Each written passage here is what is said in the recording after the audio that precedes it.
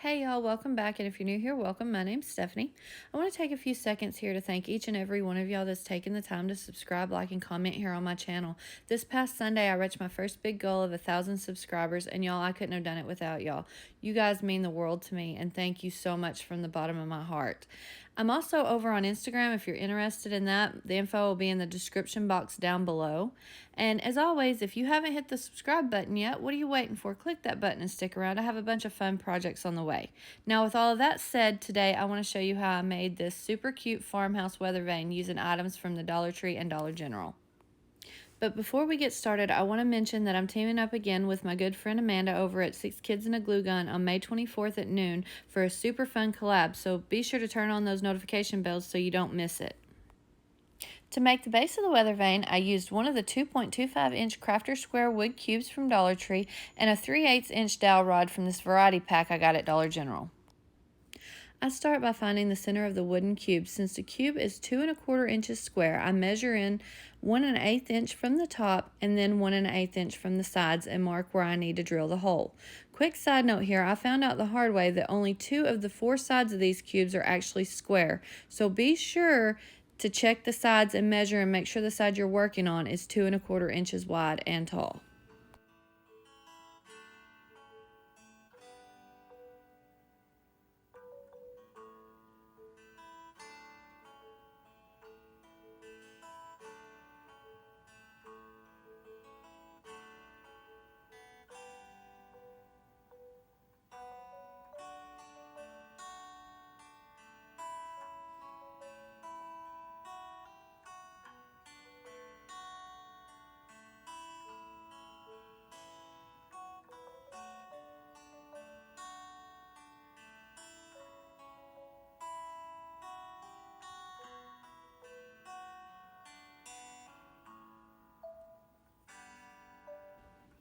Once I had the hole drilled into the cube, I used a little bit of wood glue to hold the dowel in place. Any of the glue that squished out once I put the dowel into the hole, I used a wet paper towel to clean up. Now, for a do as I say, not as I do moment, be sure to cut the dowel rod to 9 inches before putting it into the cube. I ended up having to go back later and trim it down.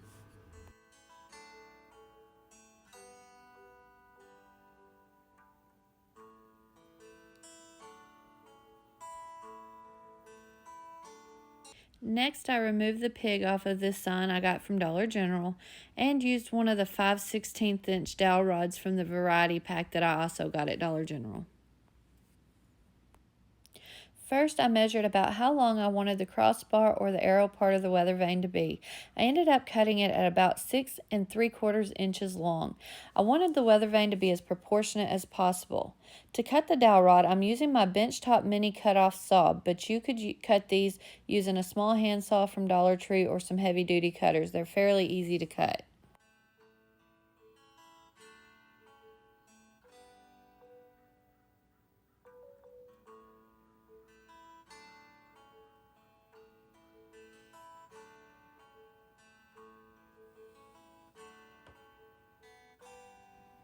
To make the head and tail for the arrow, I used a scrap piece of cookie sheet from Dollar Tree and a template that I sketched out on some paper. I simply traced the shapes onto the cookie sheet and cut it out with a small pair of scissors.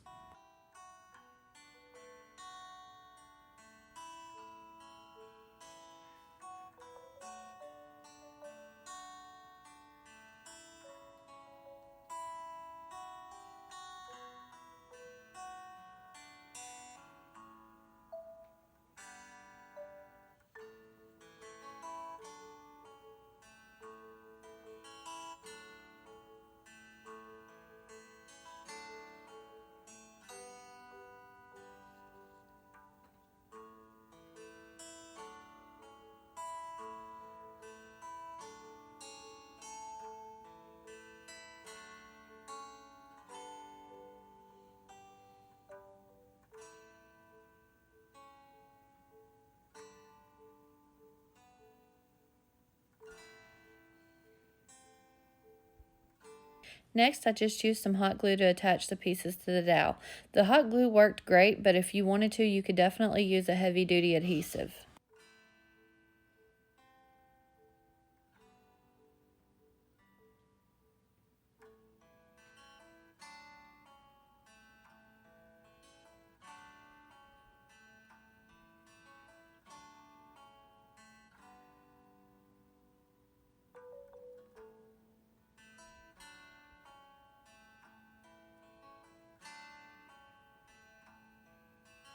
Next, I'm going to use the 3/16 inch dowel rod from the variety pack from Dollar General and measure out 4 2-inch pieces. Then I'm going to cut it down using my mini cut-off saw.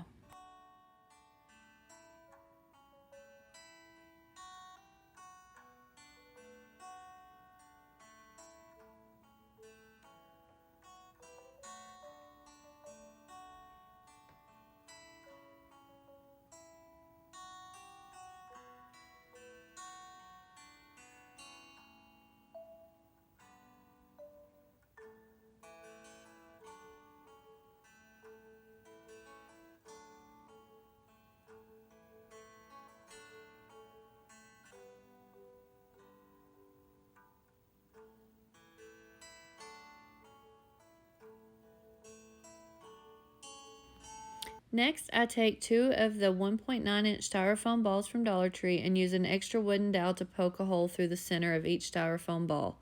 This is going to make it so much easier to put the foam balls onto the larger dowel rod and not bust out the tops. Once I had the holes poked into both of the balls, I gently work them onto the larger dowel rod.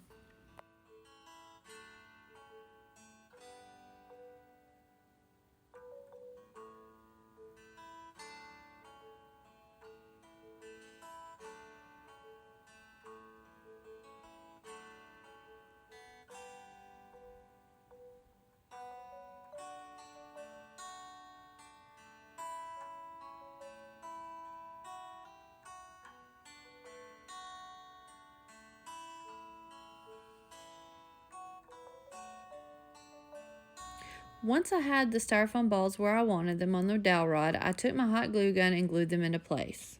The hot glue gun I'm using in today's project is a Monvic full-size dual-temp glue gun. It comes with 12 glue sticks and 3 finger protectors. It's freestanding, which I absolutely love, and can be used cordless for a short period of time after being plugged in for a few minutes. So far, I'm loving the glue gun and the glue sticks. It's super easy to use. The only issue that I've found is that it doesn't have a precision tip, so it does put out more glue than needed on some of the smaller pieces, but that's really not a big deal for me. I'll leave a link to the glue gun in the description box below if anyone's interested. Once I had the styrofoam balls securely in place, I centered the arrow on top of the larger dowel rod and used a generous amount of hot glue to hold it in place. I also made sure to go back in and reinforce the front and back of the arrow. If you want to here, you could use some E6000 or other heavy-duty adhesive.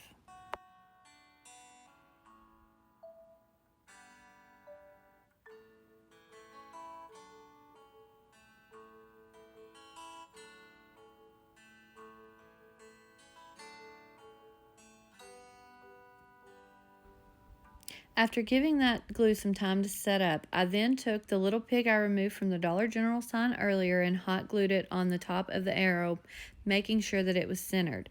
Again, I used a generous amount of hot glue and reinforced the back.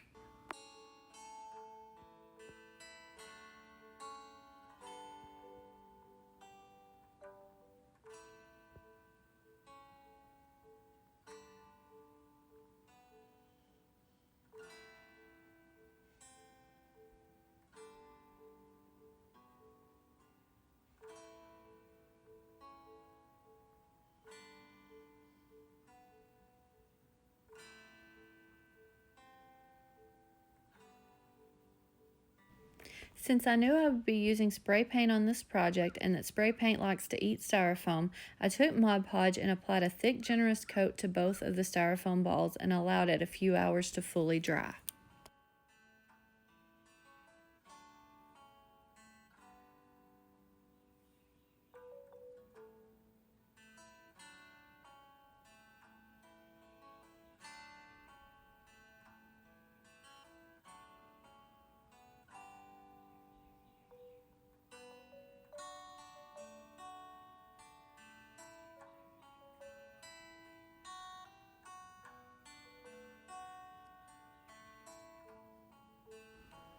For this next step, I used the 4 2-inch dowel rods I cut earlier and the letters N, S, E, and W from the pack of wooden letters from Dollar Tree. Once the Mod Podge was fully dry, I took the 4 2-inch pieces of the dowel rod and placed them as evenly as possible around the top styrofoam ball. I didn't bother to measure this, but if you wanted to, you could. Once I was happy with the placement of the 4 pieces of dowel rod, I used hot glue to secure them into place.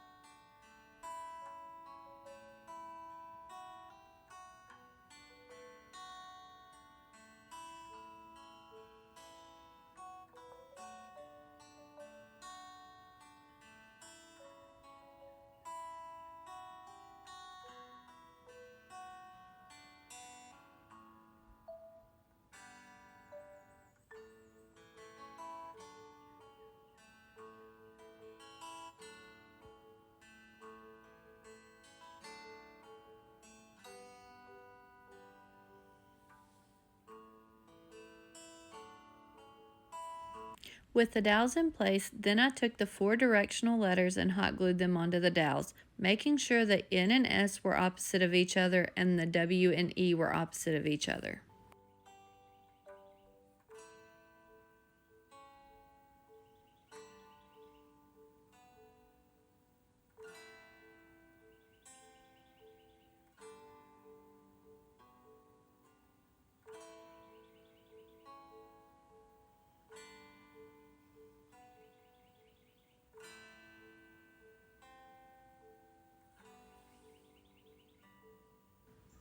To finish this project, I took it outside and gave it 2 good coats of the Rust-Oleum black stainless steel spray paint.